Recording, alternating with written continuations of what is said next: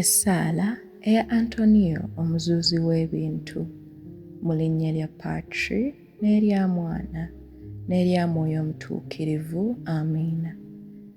Ayi Antonio omutuukirivu, omukozi w'ebyewuunyo, okwagala Katonda okutalojjekako walina n'okwagala ebitonde n'abatonde bw'Omukama byakusobozesa okukola ebyewuunyo ng'okyali ku nsi.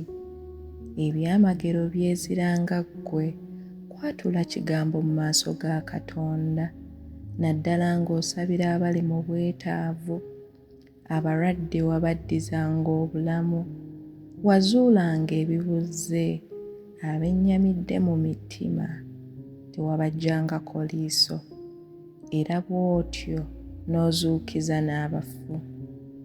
Nange nno nga nkwesengereza era nga neesiganga bw'oli omuwolereza omuganzi mu maaso ga Katonda, nsaba onzuulire kye nkusaba.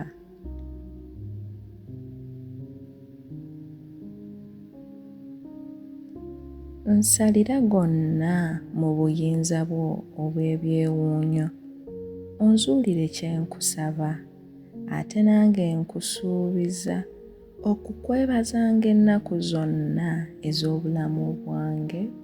Amiina.